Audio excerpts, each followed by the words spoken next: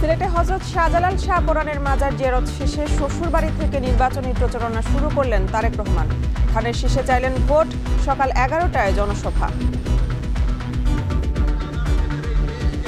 সুন্দরভাবে গড়ে তোলা, আমরা যে ফ্যামিলি কার্ড দেব মায়েদের জন্য, ঘরে ঘরে সেই ফ্যামিলি কার্ড যাতে পৌঁছতে পারে আপনাদেরকে খেয়াল রাখতে হবে। ঢাকায় সমাবেশের মধ্য দিয়ে নির্বাচনী প্রচার শুরু করছে জামায়াত। তিন নেতার মাজার ও ওসমান হাদির কবর জিয়ারত শেষে শুরু করবে এনসিপি।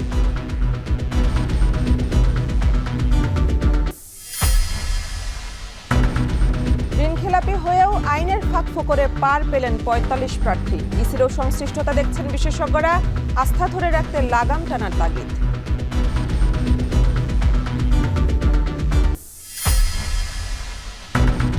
এবং বিশ্বকাপ খেলতে হলে ভারতেই যেতে হবে বাংলাদেশকে, না হলে জায়গা পাবে স্কটল্যান্ড।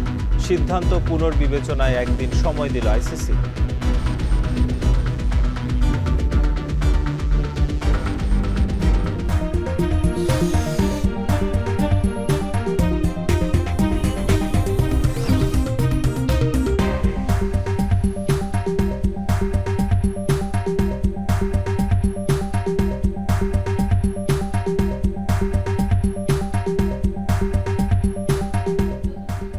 স্বাগত। এখন সকালে পুরো আয়োজন জুড়ে সঙ্গে আছে আমরা দুজন, আমি মেহেরিন অ্যানি এবং আমি নাজমুস সাকিব। সিলেট থেকে নির্বাচনী প্রচার শুরু করলেন বিএনপি চেয়ারম্যান তারেক রহমান। বুধবার সন্ধ্যায় সেখানে পৌঁছে জিয়ারত করেন হযরত শাহজালাল ও শাহ পরানের মাজার। পরে স্ত্রী ডক্টর জুবাইদার পৈতৃক বাড়িতে গিয়ে এলাকাবাসীর কাছে ধানের শীষে ভোট চান তিনি। সকাল 11টায় বক্তব্য রাখবেন আলিয়া মাদ্রাসা ময়দানে। সিলেট থেকে আরও জানিয়েছেন সন্দীপন শুভ। দীর্ঘ ২২ বছরের অপেক্ষার অবসান। বিএনপি চেয়ারম্যান তারেক রহমান বুধবার রাত ৮টায় যখন ওসমানী আন্তর্জাতিক বিমানবন্দরে পৌঁছান, তখন তাকে অভ্যর্থনা দিয়ে বরণ করেন স্থানীয় বিএনপির নেতাকর্মীরা। বিমানবন্দর থেকে নেমে বাসে তিনি প্রথমেই আসেন হযরত শাহজালাল রহমতুল্লাহি আলাইহির মাজার জিয়ারতে। আসার পথে বিমানবন্দর থেকে মাজার গেইটে অপেক্ষমান লাখো জনতাকে শুভেচ্ছা জানান তিনি। এরপর হযরত শাহ পরানের মাজার জিয়ারত করেন তিনি। তারেক রহমানের এমন আগমনে উচ্ছ্বসিত বিএনপির স্থানীয় নেতারা। তিনি not only chairman of the BNP, তিনি সিলেটের জামাই, সিলেটের দুলাভাই। আমাদের আলাদা ফিলিংস কাজ করছে, সুতরাং লুকানো করেন হবে ইনশাআল্লাহ। আগামী নির্বাচনের ঢেউয়ে সকল অপশক্তি বেসে যাবে ইনশাআল্লাহ। বিএনপির ধানের শীষ বিপুল ভোটে বিজয়ী। মাজার জিয়ারত শেষে রাত 12:30টায় তারেক রহমান ও তার স্ত্রী সিলেটের দক্ষিণ সুরমা উপজেলার বিরাইমপুর গ্রামে স্ত্রী জুবাইদা রহমানের পৈতৃক বাড়িতে যান। পরে জুবাইদার পরিবারের প্রয়াত সদস্যদের কবর জিয়ারত করেন তিনি। তারপর সাবেক প্রধানমন্ত্রী খালেদা জিয়া ও জুবাইদার পরিবারের প্রয়াত সদস্যদের স্মরণে মিলাদ মাহফিলে অংশ নেন তারেক রহমান। পরে এলাকাবাসীর সামনে সংক্ষিপ্ত বক্তব্যে ধানের শীষে ভোট চান তিনি। আগামী দিনের এই দেশকে সুন্দরভাবে গড়ে তোলা, আমরা যে ফ্যামিলি কার্ড দেব মায়েদের জন্য, ঘরে ঘরে সেই ফ্যামিলি কার্ড যাতে পৌঁছতে পারে আপনাদেরকে খেয়াল রাখতে হবে। বৃহস্পতিবার সকাল 11টায় জনসভায় বক্তব্য রাখবেন তারেক রহমান। পরে ফেরার পথে তারেক রহমান মৌলভীবাজার সদর উপজেলার শেরপুর এবং হবিগঞ্জের শায়েস্তাগঞ্জ উপজেলায় দুটি আলাদা জনসভায় বক্তব্য দেবেন। সন্দীপন শুভ, এখন সিলেট। ত্রয়োদশ জাতীয় সংসদ নির্বাচনে আনুষ্ঠানিক প্রচারণার প্রথম দিনে বিএনপি চেয়ারম্যান তারেক রহমান সিলেট যোগ দেবেন। এটা তার প্রথম আনুষ্ঠানিক নির্বাচনী প্রচারণা। জনসভার বিস্তারিত জানাতে সিলেটের আলিয়া মাদ্রাসা মাঠ থেকে যুক্ত আছেন গুলজার আহমেদ। গুলজারের সমাবেশ কখন শুরু হবে জানাবেন, আর সমাবেশ ঘিরে সিলেটের নেতাকর্মীদের সমাগম কেমন দেখছেন? এ নিয়ে আসলে আজকের যে প্রথম যে নির্বাচনী প্রচারণা বিএনপির পক্ষ থেকে করা হচ্ছে, সেটি সিলেটের আলিয়া মাদ্রাসা মাঠে। ইতিমধ্যে আমরা সেখানে অবস্থান করছি এবং শুরুতেই যদি বলি যে আসলে এই সমাবেশ সকাল 11টায় অনুষ্ঠিত হবে। সকাল 11টায় অনুষ্ঠিত হলেও মূলত গতকাল থেকেই সিলেটের যে সকল বিএনপির নেতাকর্মীরা আছেন তারা ইতিমধ্যে সমাবেশস্থলে এসে হাজির হচ্ছেন। আমরা দেখাতে চাই আপনাদেরকে যে এই কাকডাকা ভোরে আসলে হাজার হাজার নেতাকর্মী এই মুহূর্তে তাদের সমাবেশ যে জায়গাটিতে হবে অর্থাৎ মঞ্চের সামনে অবস্থান করছেন। এখানে আমরা অনেকের সাথে কথা বলছিলাম, তারা বলছিলেন যে যেহেতু সিলেট এবং সুনামগঞ্জ এই দুই জেলার নেতাকর্মীরা এই জনসভাতে থাকবেন এবং তারা মোটামুটি কালকে থেকেই এই মাঠে তারা রয়েছেন এবং আমরা দেখতে পাচ্ছি যে এই পুরো আলিয়া মাঠ জুড়ে যে ধরনের প্রচার প্রচারণা অর্থাৎ পোস্টার, ব্যানার, ফেস্টুন এবং তাদের দলীয় যে ফ্ল্যাগ সেটি নিয়ে আসলে উচ্ছ্বসিত নেতাকর্মীরা কিন্তু ইতিমধ্যে অংশ নিয়েছেন এবং পুরো মাঠ জুড়ে আসলে বিএনপির পক্ষে এবং বিএনপির যে মার্কা অর্থাৎ ধানের শীষের পক্ষে যে তাদের উচ্ছ্বসিত স্লোগান সেটি ইতিমধ্যে আমরা দেখছি এবং আজকে এটি একটি ঐতিহাসিক জনসভা হিসেবে আখ্যায়িত করা হচ্ছে। বিশেষ করে বিএনপি সমর্থিত যে সকল নেতাকর্মী আছেন তাদের মধ্যে যে উৎসাহ উদ্দীপনা ছিল এই সমাবেশকে ঘিরে, সেই সমাবেশ সফল করার লক্ষ্যে তারা ইতিমধ্যে আমরা দেখতে পাচ্ছি যে এখানে অনেক নেতাকর্মী এসে উপস্থিত হয়েছেন। একটু আপনাকে জানিয়ে রাখি যে আমরা দেখেছি যে গতকাল থেকে মূলত যখন বিএনপির চেয়ারম্যান তারেক রহমান দীর্ঘ 22 বছর পর সিলেটে আগমন করেন তারপর থেকেই নেতাদের উচ্ছ্বসিত ভালোবাসায় তিনি সিক্ত হয়েছেন। অর্থাৎ গতকাল রাত যখন 8টায় তিনি সিলেট ওসমানী আন্তর্জাতিক বিমানবন্দরে নামেন, ওখান থেকে তাকে লাখো জনতা অভ্যর্থনা জানিয়ে সিলেটের হযরত শাহজালাল এবং হযরত শাহপরান রহমতুল্লাহি আলাইহির যে মাজার জিয়ারত তিনি করেছেন। এরপর তিনি তার শ্বশুরবাড়িতে কিছুক্ষণ অবস্থান করেছেন, অর্থাৎ রাত 2টো পর্যন্ত মানুষের যে অংশগ্রহণ সেটি আসলে চোখে পড়ার মতো ছিল এবং আমরা সেটা সময় সময় আপনাদেরকে দেখিয়েছি। আজকে যে বিষয়টি হচ্ছে যে সিলেটের আলিয়া মাদ্রাসা মাঠ ইতিমধ্যে লোকারণ্য হয়ে গেছে। যদিও সকাল 11টায় আনুষ্ঠানিকভাবে যে জনসভা শুরু হবে, আমরা জানি যে তারেক রহমানের দেশে যখন তিনি আগমন করেন অর্থাৎ দীর্ঘ 17 বছরের প্রবাস জীবন শেষে তিনি যখন বাংলাদেশের মাটিতে পা রাখেন তখন তিনি প্রথম সিলেটেই ওসমানী আন্তর্জাতিক বিমানবন্দরে তার ফ্লাইটটি অবতরণ করেছিল। তারপর থেকেই বিএনপির নেতাকর্মীদের মধ্যে যে একটি উৎসাহ বা উদ্দীপনা ছিল তার বহিঃপ্রকাশ কিন্তু আজকে আমরা দেখতে পাচ্ছি। এখানে মূলত যে ত্রয়োদশ জাতীয় সংসদ নির্বাচনের যে আনুষ্ঠানিক প্রচার প্রচারণার এই কাকডাকা করে মানুষের যে ঢল অথবা জনতার যে স্রোত সেটি আমরা দেখতে পাচ্ছি। আমরা যে জায়গাটিকে আপনাদেরকে দেখাচ্ছি এটি সিলেটের আলিয়া মাদ্রাসা মাঠ। এর বাইরেও আমরা আসার পথে অন্ততপক্ষে এর আশপাশ প্রায় 3 থেকে 4 কিলোমিটার জায়গা জুড়ে মানুষের আগমন অর্থাৎ পায়ে হেঁটে স্লোগান দিয়ে মিছিলে মুখরিত করে তারা কিন্তু ইতিমধ্যে জনসমাবেশ স্থলে এসে পৌঁছাচ্ছেন। এখানকার যারা আয়োজক করছেন অর্থাৎ সিলেট জেলা এবং মহানগর বিএনপির নেতৃবৃন্দ যারা আছেন তারা বলছিলেন যে এই জনসভা অর্থাৎ তারেক রহমানের আজকের এই পুণ্যভূমি আগমন উপলক্ষে যে অভিনন্দিত মানুষ করেছে সেই অভিনন্দনে তারা কৃতজ্ঞতা প্রকাশ করেছেন এবং তারা বলছেন যে মানুষ আসলে একটি অপেক্ষায় ত্রয়োদশ জাতীয় সংসদ নির্বাচনে বহুদিন পর গণতান্ত্রিক ধারায় যে বাংলাদেশ ফিরতে যাচ্ছে সেই নির্বাচনে জনসাধারণ অংশগ্রহণ আসলে চোখে পড়ার মতো থাকবে এবং এটি ধানের শীষের পক্ষেই থাকবে। ইতিমধ্যে আমরা দেখেছি যে সিলেট এবং সুনামগঞ্জ অঞ্চলের যারা ত্রয়োদশ জাতীয় সংসদ নির্বাচনে প্রার্থী হবেন সে সকল প্রার্থীর ফেস্টুন, ব্যানার আসলে চারদিকে চেয়ে গেছে এবং প্রত্যেকেই তার দলীয় প্রতীক সহ তার দলীয় নেতাকর্মী সহ এখানে উপস্থিত হচ্ছেন এবং আমরা এটি দেখেছি যে বিগত কয়েক মাসের যে বিএনপির যে সকল কার্যক্রম আছে অর্থাৎ বিভাগ জুড়ে তাদের যে সাংগঠনিক দক্ষতা এবং মানুষকে বিএনপির পক্ষে নিয়ে আসার জন্য যে প্রচার প্রচারণা বা যে কৌশল, প্রত্যেকটি কৌশলই তারা ব্যতিক্রমভাবে নেওয়ার চেষ্টা করেছেন এবং তারা বলছেন যে সাধারণ মানুষই হচ্ছে ভোটের প্রাণ। এ সকল সাধারণ মানুষ যখন ভোটের দিকে এগুবে বা তাদের মতামত প্রদান করবে নিশ্চয় যারা দেশ পরিচালনা করতে পারেন, দেশের জন্য যারা মঙ্গল করবেন এবং দেশকে যে চরম কাঙ্ক্ষিত লক্ষ্যে যারা পৌঁছাতে পারবেন এরকম প্রার্থী তারা ভোট দেবেন। সুতরাং এই যে নির্বাচনী প্রচার প্রচারণা আজকের শুরুর দিনেই বিএনপির জন্য বিশেষ করে সিলেট বিভাগের যারা বিএনপির নেতাকর্মী আছেন, প্রার্থী যারা আছেন তাদের জন্য একটি ভালো দিন বলতেই হবে এবং আমরা দেখাতে পাচ্ছে সম্ভবত দেখছেন যে এখানে ভোর থেকে অর্থাৎ ফজরের আজানের পরে নামাজের পরে যে মানুষজন আসা শুরু হয়েছিল এবং তারা তাদের দলীয় প্রতীক এবং দলীয় নেতৃবৃন্দ যারা আছেন তাদেরকে নিয়েই মূলত আজকের এই আয়োজন, সেই আয়োজন আসলে চলতে থাকবে অর্থাৎ বিএনপির কর্মী সমর্থকদের এই যে উন্মাদনা সেই উন্মাদনা আসলে দিনব্যাপী পুরো সিলেট জুড়ে রয়েছে। যদিও তারেক রহমান আজকে সকাল 11টায় এই সমাবেশস্থলে উপস্থিত হবেন, তারপর এই সমাবেশ শেষ করে তিনি যাত্রাপথে মৌলভীবাজারের শেরপুর এবং হবিগঞ্জের শায়েস্তাগঞ্জে তিনি আরেকটি আনুষ্ঠানিক বক্তব্য বা পথসভায় তিনি সেখানে যোগ দেবেন।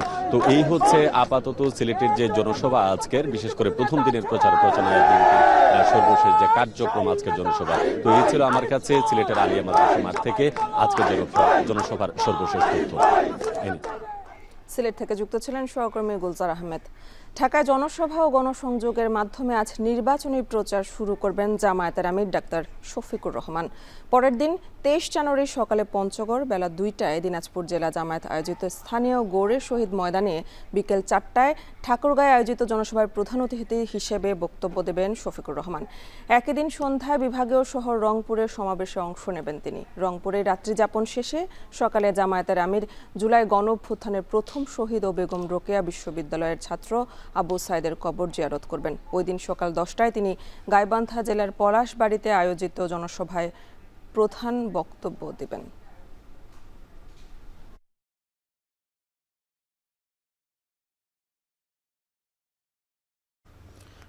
ঢাকা 15 আসনে জামায়াতের কর্মীদের ওপর বিএনপি কর্মীরা হামলা করেছে বলে অভিযোগ করেছেন দলটির আমির ডক্টর শফিকুর রহমান। দুপুরে কল্যাণপুর ইবনে সিনা হাসপাতালে আহত কর্মীদের দেখতে গিয়ে কথা বলেন তিনি। এ সময় সবার জন্য সমতল ভোটের মাঠ নিশ্চিতের আহ্বান জানান ডক্টর শফিক। কোনো ব্যক্তি বা দলের কোনো ধরনের কোনো এখতিয়ার নাই এই ব্যাপারে কোনো মব সৃষ্টি করার। আমরা এই নোংরা মবের নিন্দা জানাই। একটা সুষ্ঠু নির্বাচন চাই, যেই নির্বাচনে জনমতের প্রতিফলন ঘটবে, মানুষ স্বস্তির সাথে ভোট দিতে পারবে, কোনো ভয়ভীতির পরিবেশ থাকবে না, এমন একটা নির্বাচন আমরা চাচ্ছি। তিন নেতার মাজার ও ওসমান হাদির কবর জিয়ারতের মাধ্যমে শুরু হচ্ছে এনসিপির নির্বাচনী প্রচারণা। বৃহস্পতিবার সকাল 10টা নাগাদ এই প্রচার কার্যক্রম শুরু করবেন দলের আহ্বায়ক নাহিদ ইসলাম। প্রচারণা কর্মসূচি তিন নেতার মাজার থেকে শুরু হয়ে জাতীয় প্রেস ক্লাব পর্যন্ত অগ্রসর হবে। কর্মসূচিতে উপস্থিত থাকবেন এনসিপির আহ্বায়ক নাহিদ ইসলাম, সদস্য সচিব আক্তার হোসেন এবং মুখপাত্র আসিফ মাহমুদ সহ কেন্দ্রীয় নেতারা। কালকের প্রচারণা কর্মসূচি নিশ্চিত করেছেন এনসিপির নির্বাচনী মিডিয়া উপকমিটির প্রধান মাহবুব আলম। জনগণের টাকা ফেরত না দিয়েই জনপ্রতিনিধি হতে দৌড়ে এগিয়ে 45 ঋণ খেলাপি, যাদের মধ্যে রয়েছেন বিএনপি, জামায়াত এবং ইসলামী আন্দোলন মনোনীত প্রার্থীরা। আইনের দোহাই দিয়ে দায় সারতে চাইছে খোদ নির্বাচন কমিশন। আইন বিশেষজ্ঞরা বলছেন, নির্বাচন কমিশনের সংশ্লিষ্টতা আর আইনের অপব্যবহারেই পার পেয়ে যাচ্ছেন খেলাপিরা। বিস্তারিত নাইম কামালের প্রতিবেদনে। চট্টগ্রামের সীতাকুণ্ড থেকে এমপি হতে চাওয়া বিএনপি নেতা আসলাম চৌধুরী ভাগ্যবানই বটে। মাথায় তার ব্যাংকে গচ্ছিত রাখা জনগণের আমানতের 1700 কোটি টাকার ঋণ। বারবার প্রতিশ্রুতি দিয়েও যা পরিশোধ করেননি। কিন্তু বড় দলের বড় নেতার এই উপদেষ্টাকে সৌজন্যতা দেখিয়ে যেন দায় পরিশোধ করেছেন নির্বাচন কমিশন। নির্বাচন কমিশনার আব্দুর রহমান এল মাসুদের ভাষায়, কমিশনের কাছে প্রমাণ থাকার পরও মনোনয়ন বৈধ করলাম, ব্যাংকের টাকাটা দিয়ে দিয়েন। নির্বাচন কমিশনার মাসুদের সৌজন্যতা কিংবা আবুল ফজল মোহাম্মদ সানাউল্লাহর মায়াকান্না রাজনীতির মাঠে কতটা প্রভাব তৈরি হলো সেটি বিশ্লেষণের বিষয়। কিন্তু শীর্ষ এই ঋণ খেলাপির প্রতি নির্বাচন কমিশনের মায়াকান্নাকে অবশ্য ভালোভাবে নেননি ভোটাররা। এর কারণ হয়তো তিল তিল করে জমানো টাকা জরুরি প্রয়োজনে ব্যাংক থেকে তুলতে না পারার ক্ষোভ। কিন্তু প্রশ্ন হলো, প্রতিটি নির্বাচনের আগে যেভাবে ঋণ খেলাপি ধরার মহড়া চলে, আর্থিক প্রতিষ্ঠান, নির্বাচন কমিশন এবং প্রশাসনের অন্দরে বাইরে, তা শেষ পর্যন্ত টেকে না কেন? কোর্ট দুইটা জিনিস খুব এখানে কনসিডার করে। একটা হলো যে, এই যে বললাম যে ইকুইটির ব্যাপারটা, যে একটা লোক ব্যবসা করছে, হঠাৎ করে যদি তাকে থামিয়ে দেওয়া হয় তাহলে কি হবে? একটা সুযোগ দিয়ে দেখি।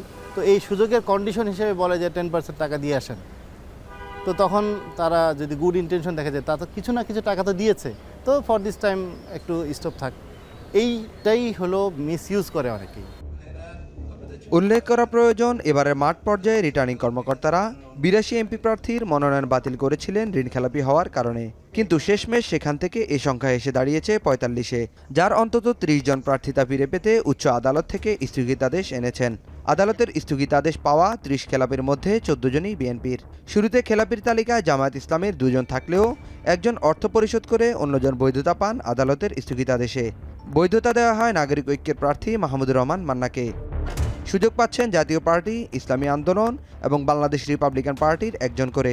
এছাড়া স্বতন্ত্র থেকে নির্বাচনে অংশ নিচ্ছেন 11 ঋণ খেলাপি।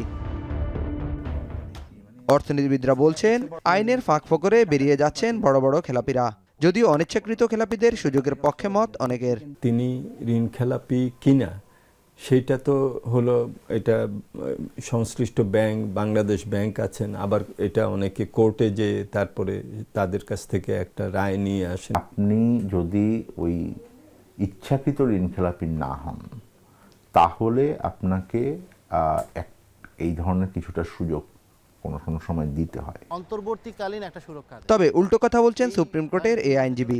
তিনি বলছেন স্থগিতাদেশের দোহাই দিয়ে নির্বাচন করতে দেওয়ার কোনো সুযোগ নেই। স্থগিতাদেশ থাকলেও বিদ্যমান আইনে খেলাপিদের নির্বাচন থেকে দূরে রাখার এখতিয়ার রয়েছে নির্বাচন কমিশনের। স্টে অর্ডার থাকলেই সে ব্যাংক্রাফট থেকে উঠে আসে না। এটা একটা সীমিত সময়ের জন্য একটা প্রোটেকশন একটা অর্ডার। এই প্রোটেক্টিং অর্ডারটা দিয়ে তাকে ব্যাংক্রাফট থেকে বাইরে আনার কোনো সুযোগই নাই, আইনের মধ্যে নেই। আদালতের স্থগিতাদেশ আর নির্বাচন কমিশনের ছাড় পেলেও সাধারণ মানুষ ভোটের মাধ্যমে খেলাপিদের লাল কার্ড দেখাবে, এমনটি মনে করছেন বিশ্লেষকরা। ঋণ খেলাপিদের নির্বাচনে অংশগ্রহণের সুযোগ নৈতিকতার প্রশ্নে নতুন করে উদ্বেগের তৈরি করছে। যারা জনগণের গচ্ছিত আমানত ব্যাংক থেকে তুলে নিয়ে আর ফেরত দেননি, তারা কিভাবে জনপ্রতিনিধি হবেন সেই প্রশ্ন তুলছেন অনেকেই। খাত সংশ্লিষ্টরা বলছেন, যারা রাষ্ট্রের কাছে দায়বদ্ধ নয় তাদের জন্য জনপ্রতিনিধি হওয়ার পথ খোলা থাকলে তা জনআস্থাকে অনেকটাই দুর্বল করে তুলবে। তাই নির্বাচনী রাজনীতিতে সততা ও নৈতিকতার প্রশ্নে গুরুত্ব দেওয়ার আহ্বান বিশ্লেষকদের। নাইম কামাল, এখন, ঢাকা। ইতিহাস, সংগ্রাম আর সম্ভাবনার জনপদ যশোর, তাই আগামী নির্বাচনের মধ্য দিয়ে নারী বান্ধব রাষ্ট্র দেখতে চায় জেলার নারী সমাজ। প্রত্যাশা, এবারের নির্বাচনী ইশতেহারে রাজনৈতিক দলগুলো যেন নারী উন্নয়নকে অগ্রাধিকার দেয়। রিপন হোসেনের তথ্য ছবিতে বিস্তারিত। কৃষি, অর্থনীতি আর সংস্কৃতির ক্ষেত্রে যশোরের রয়েছে নিজস্ব পরিচিতি। প্রায় ২৫০ বছরের পুরনো এই জেলায় নির্বাচনী ভাবনায় সরগম চায়ের দোকান থেকে শুরু করে পাড়া মহল্লার অলিগলি পর্যন্ত। জাতীয় সংসদ নির্বাচন ঘিরে ইতিমধ্যেই ভোটের হাওয়া বইতে শুরু করেছে। ভোটের আলোচনায় পিছিয়ে নেই যশোরের নারী ভোটাররা। ইশতেহারে ঘরের বাইরে স্বাচ্ছন্দ্যে চলাফেরার নিশ্চয়তা চান কর্মজীবী নারীরা। আগামী সরকার যে দল ক্ষমতায় আসবে এবং সরকার গঠন করবে, তারা নারীদের জীবনমান উন্নয়নের ক্ষেত্রে এই বিষয়টা অবশ্যই বিবেচনায় রাখবে। খুলনার কয়রা উপজেলার গোলখালী গ্রামের ছায়রা খাতুন নদীর ভাঙনে ঘর হারিয়ে এখন নিরাশ্রয়। ৩ মেয়ে আর বৃদ্ধ স্বামীকে নিয়ে বেঁচে থাকার লড়াইয়ে ইটভাটায় কাজ করেন শ্রমিক হিসেবে। তার চাওয়া একটু মাথা গোজার ঠাঁই আর নিরাপত্তার নিশ্চয়তা। সরকার যদি আমাদের একটু মাথা গোজার ঠাঁই দেয়, তাহলে আমরা একটু নিরাপদ থাকতে পারি। আমরা সুস্থ রুহি বাচ্চা কাচ্চা নিয়ে খাইতে পারবো, বাড়ির মধ্যে থাকতে পারবো। সরকার যদি এটি পারে তাহলে আমরা বাইরে আর আসবো না। এদিকে নারী জুলাই যোদ্ধারা চান কোটা নয়, নারীদের ক্ষমতায়নের মাধ্যমে সমাজের অগ্রগতি নিশ্চিত করতে, যেখানে নিশ্চিত হবে ন্যায় বিচার, শিক্ষা, স্বাস্থ্য আর নারীর মর্যাদা। রাষ্ট্র পরিচালনা করবেন, অবশ্যই নারীদের ক্ষমতায়নের দিকে তার জোরদার সজাগ রাখতে হবে। কোনো ধরনের কোনো ঝামেলা থাকবে না, সুন্দর একটা রাষ্ট্র হবে, আমরা মেয়েরা স্বাধীনভাবে চলতে পারবো। নানা প্রতিবন্ধকতা পেরিয়ে নারীদের উদ্যোক্তা হওয়ার পথ সহজ করতে রাজনৈতিক দলগুলোর কার্যকর উদ্যোগ প্রত্যাশা করছেন নারী উদ্যোক্তারা। এদিকে শিক্ষা প্রতিষ্ঠানগুলোকে নিরাপদ করার দাবি নারী শিক্ষক ও শিক্ষার্থীদের। যেখানে নারী পুরুষের বৈষম্য থাকবে না, সকলে মিলে একত্রে মিলে কাজ করে আমরা দেশকে এগিয়ে নিয়ে যাব, এমন রাষ্ট্রই আমাদের কাম্য। যে সরকার নারীকে একটি আলাদা কোনো সত্তা নয়, মানুষ হিসেবে তার যে মর্যাদা, যে স্বাধীনতা, যে অধিকার প্রাপ্য, সেই প্রাপ্য অধিকারটুকুই তাকে দেবে। যশোরের ৬টি আসনে মোট ভোটার ২৪,৭১,৯০৮। এর মধ্যে নারী ভোটার ১২,৩২,৯৭৭ জন। এখন যশোর। ২০২৩ সালের ঘূর্ণিঝড় মিথিলির কবলে পড়ে নিখোঁজ হওয়া বরগুনার ১৭ জেলের সন্ধান মিলেছে ভারতের গুজরাট রাজ্যের একটি কারাগারে। মৃত ভেবে যাদের শোক পালন শেষ করেছেন স্বজনরা, সেই ১৭ জেলে ২ বছর পর বেঁচে ফেরার স্বপ্ন দেখছেন তারা। প্রিয়জনের জীবিত থাকার খবরে উপকূলে বইছে আনন্দশ্রু। এদিকে আইনি প্রক্রিয়া শেষে তাদের ফিরিয়ে আনতে কাজ শুরু করেছে পুলিশ এবং পররাষ্ট্র মন্ত্রণালয়। বিস্তারিত সুজন আকনের প্রতিবেদনে। ২০২৩ সালের ১৬ নভেম্বর ঘূর্ণিঝড় মিথিলির প্রলয়ঙ্কারী থাবায় লণ্ডভণ্ড হয়েছিল বঙ্গোপসাগর। সেই ঝড়ের কবলে পড়ে FB এলাহি ভরসা নামের একটি ট্রলারসহ নিখোঁজ হন বরগুনার ১৭ জেলে। দিন যায়, মাস পেরিয়ে বছর ঘোরে, প্রিয়জনের কোনো খোঁজ না পেয়ে একসময় আশা ছেড়ে দিয়েছিলেন স্বজনরা।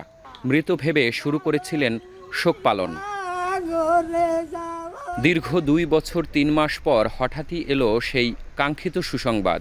নিখোঁজ হওয়া জেলেরা মারা যাননি, বরং সীমানা পেরিয়ে ভারতের গুজরাটের একটি কারাগারে বন্দী রয়েছেন। স্বজনদের দাবি, তাদের যেন দ্রুত ফিরিয়ে আনার ব্যবস্থা করে সরকার। আল্লাহ জানে আগো দিলটা নরম বানাই দেয়, বাবাকে জাম সারিয়ে দেয়। আমাকে টাকা পয়সা নাই যে আমরা এই জায়গায় যাইয়া তালাশ দিয়ে আনতে পারমু বা আনমু।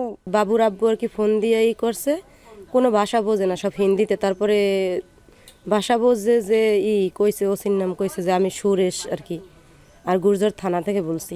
খবর আইতে আছে, শুনতে আছি আমরা কানে, কেউ গুরুত্বই দেয় না আমাকে জন্যে।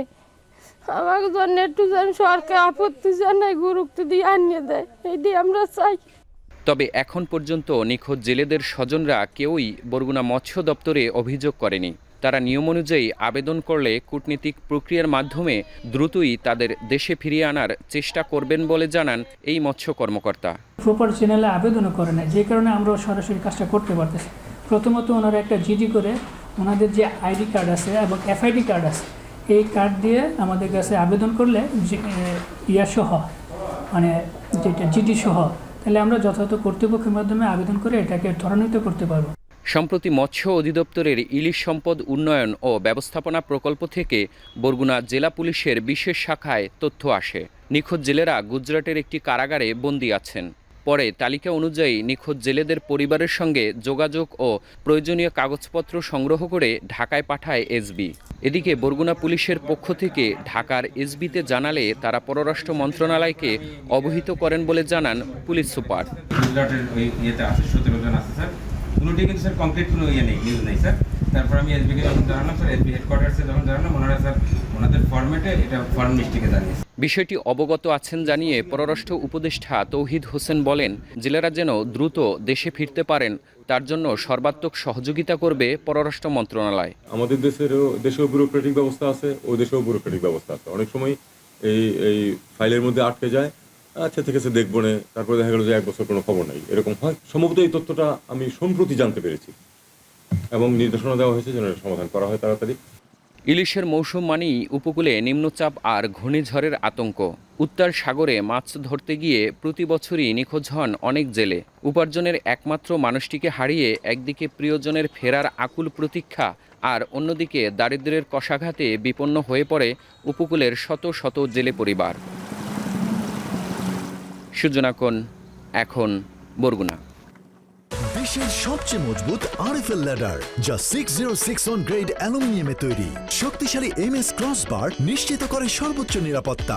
RFL ladder. সনাতন ধর্মাবলম্বীদের বিদ্যার দেবী সরস্বতীর পূজাকাল, আর সেই পূজাকে ঘিরে শেষ মুহূর্তের প্রস্তুতিতে ব্যস্ত শরীয়তপুরের মৃৎশিল্পীরা। রঙের তুলিতে প্রাণ পাচ্ছে প্রতিমা, মণ্ডপে মণ্ডপে ঘরে ঘরে পৌঁছে দেওয়া হচ্ছে দেবীকে। সজীব খানের ছবিতে কাজী মনিরুজ্জামানের পাঠানো তথ্য ও ছবিতে বিস্তারিত। সন্তানদের সঙ্গে সরস্বতী পূজার প্রস্তুতির ব্যস্ততায় শৈশবের পূজার আনন্দ যেন নতুন করে ফিরে পাচ্ছেন কোটাপাড়ার শিখা রানী পাল। তার কাছে সরস্বতী পূজা শুধু ধর্মীয় উৎসব নয়, এটি স্মৃতি, আবেগ আর পারিবারিক বন্ধনের প্রতীক। সরস্বতী পূজা আমরা মনে করেন স্নান টান করবো, নতুন জামা কাপড় পরবো, মায়ের কাছে অঞ্জলি দেব, মা আমাদের বিদ্যা বুদ্ধি দেবে। বিদ্যাদেবীর প্রতিমাকে নিখুঁতভাবে সাজিয়ে তুলতে শেষ মুহূর্তের ব্যস্ততায় দিনরাত কাজ করছেন কোটাপাড়ার মৃৎশিল্পীরা। সংসারের কাজ শেষ করেই রং তুলিতে মন দেন পরিবারের নারী সদস্যরাও। বছরের এই সময়টাই তাদের আয়ের সবচেয়ে বড় মৌসুম। যারা মাটির কাজ করি বা প্রতিমার কাজ করি, তাদের একটা সিজন। রঙের কাজ সম্পূর্ণ নিজেরই করতে হয় এই সংসারের কাজের ফাঁকে ফাঁকে। তবে আনন্দের মাঝেও আছে আক্ষেপ। মাটি, খড়, রং সহ প্রতিমা তৈরির উপকরণের দাম বেড়েছে অনেক, সেই তুলনায় বাড়েনি কারিগরদের মজুরি। তাই মৃৎশিল্পীদের দাবি উপকরণের দাম কমানো এবং ন্যায্য পারিশ্রমিক নিশ্চিত করার। অত রঙের দাম অনেক বাইরে গেছে, একটু কম থাকলে আমাদের জন্য ভালো হয়। বৃহস্পতিবার দিনে বাড়িতে প্রতিমা নিয়ে যাব, আজকে 2-1টা নিব, এইভাবে চলতে আসছি। এদিকে পূজা আয়োজন ঘিরে মণ্ডপগুলো প্রস্তুত। নিরাপত্তা ও আইন শৃঙ্খলার পরিস্থিতিও সন্তোষজনক বলে জানায় পূজা উদযাপন কমিটির সদস্যরা।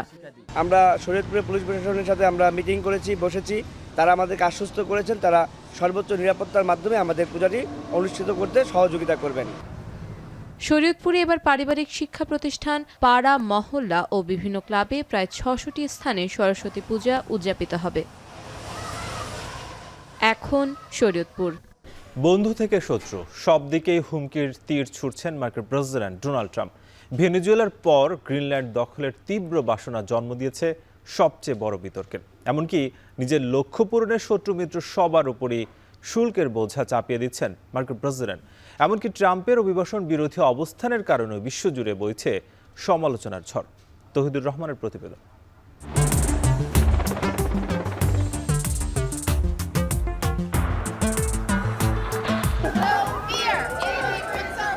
I would get a settlement in 24 hours. 24 ঘন্টায় রাশিয়া ইউক্রেন যুদ্ধ বন্ধ এবং ইসরায়েলি আগ্রাসনে জর্জরিত গাজাসহ পুরো বিশ্বেই পর্যায়ক্রমে শান্তির সুবাতাস ছড়িয়ে দেওয়ার প্রতিশ্রুতি দিয়ে দ্বিতীয়বার হোয়াইট হাউসের মসনদ নিশ্চিত করেছিলেন ডোনাল্ড ট্রাম্প।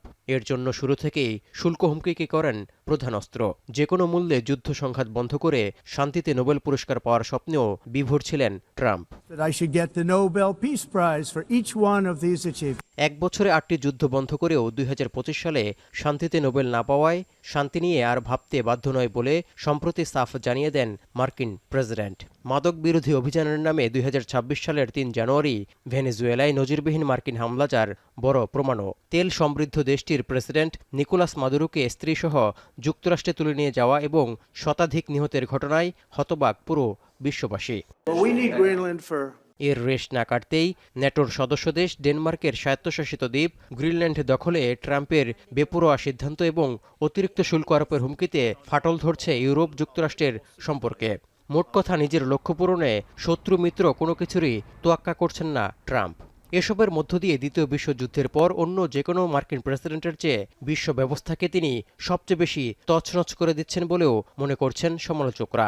এমনকি দ্বিতীয় মেয়াদে প্রেসিডেন্ট হওয়ার 1 বছরেই বিশ্ব শৃঙ্খলাও ভেঙে দিয়েছেন বলে শিরোনাম হয়েছে আন্তর্জাতিক বিভিন্ন গণমাধ্যমে।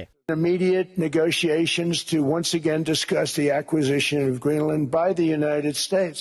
এমন তীব্র সমালোচনার মুখে জোর করে গ্রিনল্যান্ড দখলের সংখ্যা উড়িয়ে দিলেও পৃথিবীর বৃহত্তম দ্বীপটির মালিকানা পাওয়ার বাসনায় অনড় ট্রাম্প। তবে ন্যাটোর ভবিষ্যৎ নিয়ে ঝুঁকির সংখ্যা এখনও উড়িয়ে দিচ্ছেন না ডেনমার্কের সাবেক প্রধানমন্ত্রী এবং সাবেক ন্যাটো প্রধান এন্ডার্স ফগ রাসমুসেন। এমনকি ট্রাম্পকে তোষামত করার সময়ও ফুরিয়ে এসেছে বলে মনে করেন তিনি। Against this Trumpism. The time for flattering is over. It doesn't work. এদিকে গাজা স্থায়ী শান্তি প্রতিষ্ঠার নামে পিস বোর্ড গঠন করেও বিতর্কের জন্ম দিয়েছেন ট্রাম্প। অকেজো উল্লেখ করে জাতিসংঘের বিকল্প হিসেবে ঘোষণা দিয়েছেন গাজা বোর্ড অব পিসকে। আর আপত্তি থাকা সত্ত্বেও ট্রাম্প গঠিত বোর্ড অব পিসে ইসরায়েলের প্রধানমন্ত্রী বেনিয়ামিন নেতানিয়াহু যোগ দেবেন এমন খবরে সমালোচনার ঝড় বইছে। শুধু তাই নয়, ভেনেজুয়েলার পর মেক্সিকো ও কলম্বিয়াতেও সামরিক হস্তক্ষেপের চিন্তা করছেন বলে ইঙ্গিত দিয়ে রেখেছেন ট্রাম্প। এমনকি বিক্ষোভ চলাকালে ইরানের বর্তমান শাসন ব্যবস্থার বিরুদ্ধেও হামলার হুমকি দেন ট্রাম্প। কিছু হলেই বল প্রয়োগের হুমকি, বিতর্কিত পররাষ্ট্রনীতি, শুল্ক ও অভিবাসন নীতি নিয়ে সিদ্ধান্তে কেবল দেশের বাইরেই নয়, যুক্তরাষ্ট্রেও ট্রাম্পকে নিয়ে চলছে তুমুল সমালোচনা। সম্প্রতি মিনিয়াপলিসে অভিবাসীদের বিরুদ্ধে দমনপীড়ন চালানোর সময় গুলিবিদ্ধ হয়ে 37 বছর বয়সী এক নারী অভিবাসী নিহতের ঘটনায় মার্কিন মুলুক জুড়ে ছড়িয়ে পড়েছে উত্তেজনা। বিক্ষোভের উত্তাপ দিন দিন বাড়লেও লোক দেখানো সহানুভূতিটুকুও দেখাচ্ছে না ট্রাম্প প্রশাসন, উল্টো দমনপীড়নের মাত্রা আরও বাড়িয়েছে। তৌহিদুর রহমান, এখন বিশ্ব।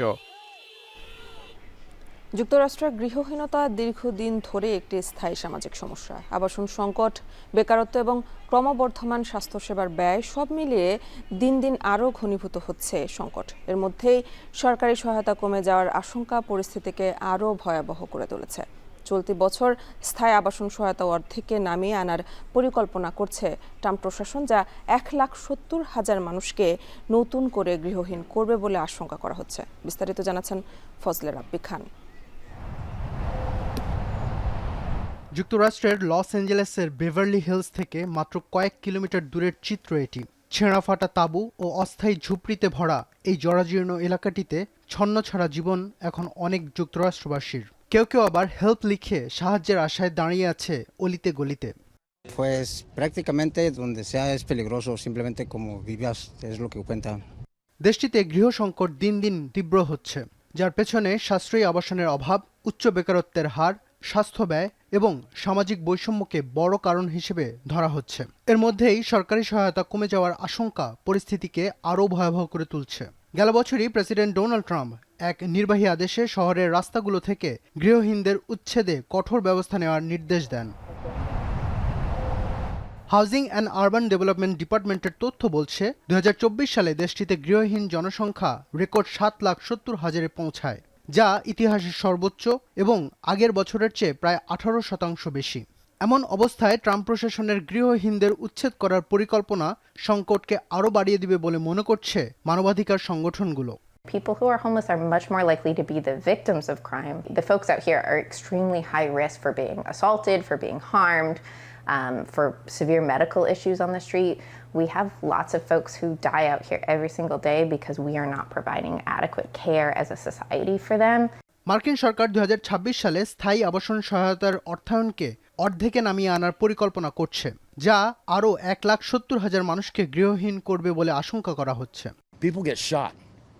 The homeless people will get shot sleeping or set on fire, because of revenge, money owed for drugs, someone disrespected them. এই দীর্ঘস্থায়ী দুর্ভোগের মধ্যেও বেসরকারি সংস্থাগুলো তাদের সাধ্যমতো সহায়তা করার চেষ্টা করছে। সবচেয়ে বেশি দুর্ভোগে আছে এমন গৃহহীনদের সেবায় এগিয়ে আসছে এনজিও কর্মীরা। We can build houses for people and we can build low-income housing for people, but I think that it's more important to step back and understand why this is happening and actually create a system where we can build lives for people. যদিও এনজিওগুলো সীমিতভাবে সহায়তা দিচ্ছে, তবু মানসিক অসুস্থতা, মাদকাসক্তি ও কাঠামোগত সমস্যার কারণে সংকট সমাধানে অগ্রগতি খুবই কম। ফজল রাব্বি খান, এখন বিশ্ব। ট্রাম্পের প্রস্তাবিত গাজা বোর্ড অব পিসের সদস্য হওয়ার জন্য পাকিস্তান সহ 7টি মুসলিম প্রধান দেশ সম্মত হয়েছে। এক যৌথ বিবৃতিতে পাকিস্তান, সৌদি আরব, তুরস্ক, মিশর, জর্ডান, সংযুক্ত আরব আমিরাত ও কাতার জানিয়েছে তারা ট্রাম্পের আমন্ত্রণ গ্রহণ করেছেন। এই পর্ষদে ইসরায়েল যোগ দেওয়ার কথা আগে নিশ্চিত করেছে। গাজার শান্তি বোর্ডে অংশ নেওয়ার আগ্রহ প্রকাশ করেছে রাশিয়া। রুশ প্রেসিডেন্ট পুতিন জানান, যুক্তরাষ্ট্রের জব্দ করা রাশিয়ার সম্পদ থেকে $1 বিলিয়ন শান্তি পর্ষদে দিতে প্রস্তুত মস্কো। বোর্ড অব পিস মূলত হামাস ইসরায়েলের 2 বছরের যুদ্ধের অবসান এবং পুনর্গঠন তদারকিতে সহায়তার লক্ষ্যে গঠিত। যদিও এর প্রস্তাবিত সনদে ফিলিস্তিনি ভূখণ্ডের কথা উল্লেখ নেই, তবে গাজায় স্থায়ী যুদ্ধবিরতি সুসংহত করা, পুনর্গঠন সমর্থন এবং শান্তি প্রতিষ্ঠার উপর জোর দিয়েছে সৌদি আরব সহ মুসলিম সংখ্যাগরিষ্ঠ দেশগুলো। মহাকাশ অভিযানে খরচ কমানো ও নতুন ধরনের কক্ষপথে পৌঁছানো, এই 2 লক্ষ্য সামনে রেখে বিজ্ঞানীরা এক অভিনব প্রযুক্তি নিয়ে কাজ করছে। এটি এমন এক প্রযুক্তি যেখানে যানটি চলার সময় নিজের আকার কমিয়ে এনে বাড়তি শক্তি উৎপাদন করে। এই ধারণা ভবিষ্যতে কম বাজেটের মহাকাশ মিশনের জন্য নতুন কক্ষপথের দরজা খুলে দিতে পারে বলে ধারণা এর উদ্ভাবকের। বিস্তারিত জানাচ্ছেন ফজল রাব্বি খান। এটি এমন একটি মহাকাশ যান যা ভ্রমণের সময় প্রয়োজনে নিজের আকারকে ছোট করে ফেলতে পারে। এর উদ্ভাবক স্যাম রিচার্ডস এটিকে সেলফ ইটিং স্পেসক্রাফট নামে আখ্যা দিয়েছেন, যার মাধ্যমে আকার কমিয়ে ধীরে ধীরে ওজনও কমাতে পারে বলেও দাবি উদ্ভাবকের। ফলে দূরের পথ অতিক্রম করাও হয় সহজ। স্বল্প খরচের মহাকাশ অভিযানের জন্য তৈরি এই যানটি নতুন কক্ষপথ উন্মুক্ত করতে সক্ষম হবে বলেও জানান তিনি। If you have a smaller mass, you end up having much higher energy. So you can start sending small payloads to really high energy locations in the inner solar system, to the moon, beyond geostationary Earth orbits where a lot of satellites are. A lot of these places are where science actually wants to be able to get to, but they can't get there because it's too expensive.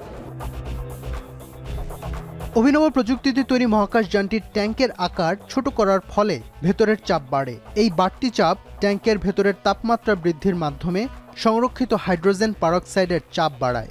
সেখান থেকেই মহাকাশ যানের চালনা শক্তি উৎপন্ন হয়। এই economical transfer vehicle এমনভাবে নকশা করা হয়েছে যাতে বাণিজ্যিক রাইড শেয়ারিং রকেটে করেও মহাকাশে নেওয়া যাবে।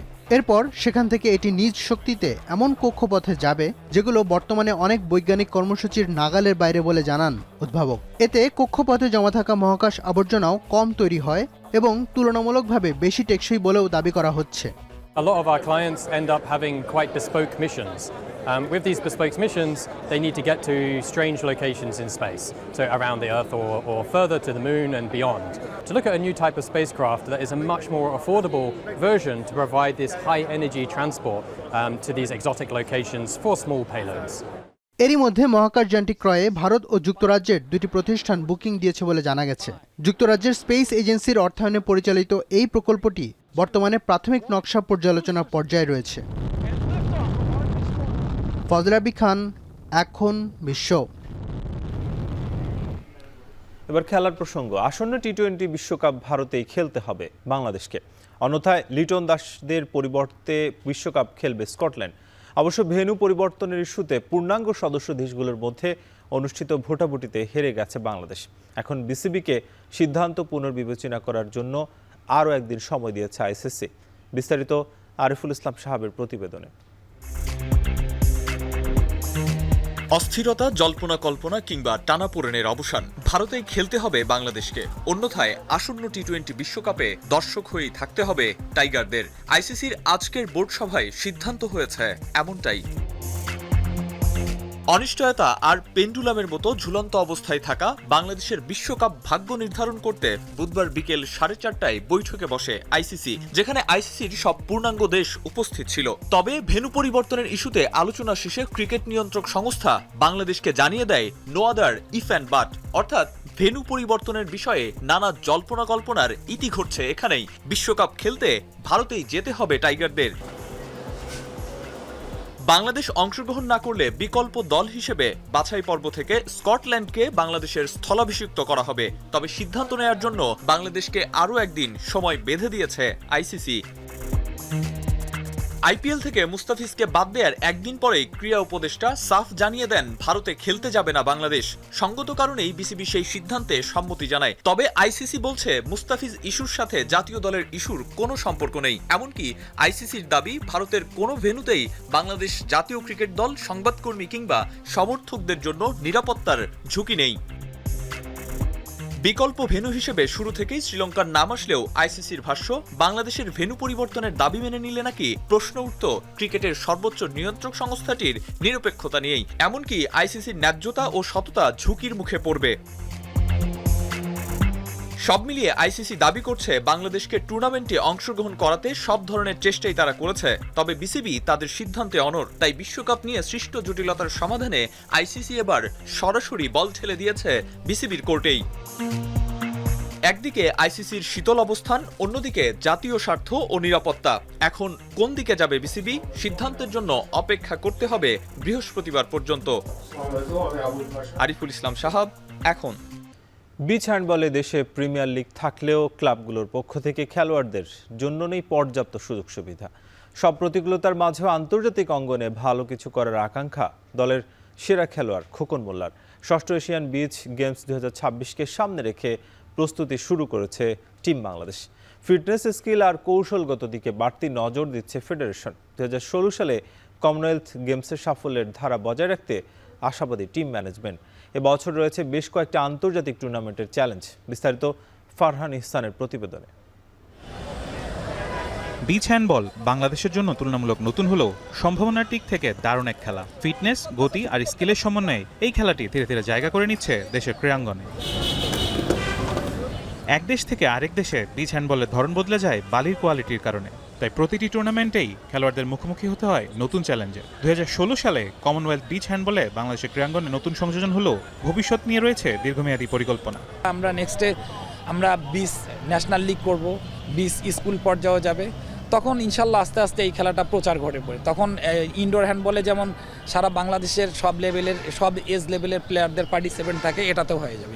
2026 সালে এশিয়ান বিচ গেমস এরপর ইসলামিক সলিডারিটি গেমস সহ বেশ কয়েকটি আন্তর্জাতিক আসরে অংশ নেওয়ার লক্ষ্য। তবে বড় চ্যালেঞ্জ এখনো আর্থিক নিশ্চয়তা। দেশে প্রিমিয়ার লিগ থাকলেও নেই ব্যক্তিগত কোনো চুক্তি, আর ক্লাবগুলোর পক্ষ থেকে নেই সুযোগ সুবিধা দেওয়ার আশ্বাস। প্রিমিয়ার লিগে আমাদের ক্লাবগুলো খণ্ডকালীন সময়ের জন্য প্লেয়ারদের সাথে কন্ট্যাক্ট করে। টোটাল আমরা 10 জন নিয়ে যাচ্ছি। আমাদের এখন আর কি প্লেয়ার আছে ক্যাম্পে 16 জনের মতো। কমনওয়েলথ গেম খেলে আসছি, ওইখানে আমাদের টিম ভালো করছে। আমরা ইন্ডিয়াকে হারাইছি। এটা আমাদের জন্য আসলে একটা স্বপ্ন দেখার মতো। যদি আমাদের ফেডারেশন থেকে বা আমাদের সরকার যদি চায় তাহলে আমাদেরও বিচ হ্যান্ডবলে ক্যারিয়ার করা সম্ভব। ইনশাল্লাহ এবার আমরা চেষ্টা করব যে আমরা যেন অবশ্যই ভালো কিছু করে আসি। ইনডোর হ্যান্ডবলের তুলনায় বিচ হ্যান্ডবল শারীরিকভাবে ভিন্নধর্মী। ক্যাম্পারদের 360 ডিগ্রিতে শুট করতে হয়। বালির উপর দ্রুত মুভমেন্টে দরকার মাল্টি ফিটনেস। তবে ইনডোর হ্যান্ডবলের খেলোয়াড়দের জন্য এই খেলায় মানিয়ে নেওয়া তুলনামূলক সহজ বলেই মনে করছেন কোচিং স্টাফরা। ফিটনেসের যে আমাদের স্ট্রেংথ, ইন্ডুরেন্স, তারপরে আপনার স্পিড, অ্যাজিলিটি, এটা টোটালি কম্প্যাক্ট একটা প্লেয়ারের মধ্যে থাকতে হবে। এটা টোটালি একটা মাল্টি প্যাকেজ থাকার লাগবে, দেন এখানে প্লেয়াররা সুপার পারফর্ম করতে পারবে। তাছাড়া বিচ হ্যান্ডবলে পারফর্ম করা ডিফিকাল্ট হয়ে যাবে। কমনওয়েলথের সাফল্যের ধারাবাহিকতা ধরে রাখতে আসন্ন এশিয়ান বিচ টুর্নামেন্টে বড় কিছু স্বপ্ন দেখছে টিম বাংলাদেশ। ফারহান ইহসান, এখন, ঢাকা। শেষ করবো এখন সকাল, তবে তার আগে শিরোনামগুলো আরও একবার। সিলেটে হযরত শাহজালাল শাহ পরানের মাজার জিয়ারত শেষে শ্বশুরবাড়ি থেকে নির্বাচনী প্রচারণা শুরু করলেন তারেক রহমান। ধানের শীষে চাইলেন ভোট, সকাল 11টায় জনসভা।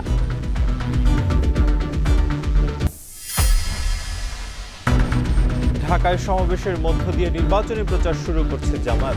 3 নেতার মাজার ওসমান হাদির কবর জিয়ারতের শেষে শুরু করবেন সিটি।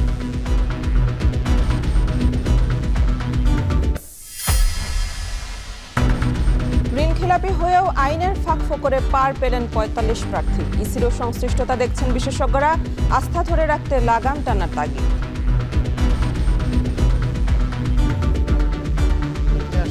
এটা একটা সীমিত সময়ের জন্য একটা প্রোটেকশন একটা অর্ডার।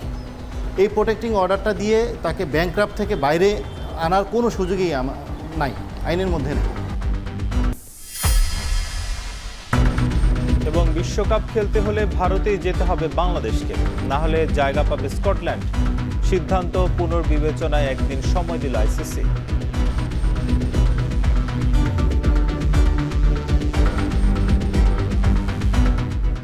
এই ছিল এখন সকালে। এখন টেলিভিশন ওয়েবসাইটে দেখতে ভিজিট করুন www.ekhon.tv। এছাড়া ফেসবুকে যুক্ত হতে পারেন facebook.com/tv.ekhon। ইউটিউবে দেখতে পারেন youtube.com/ekhon TV।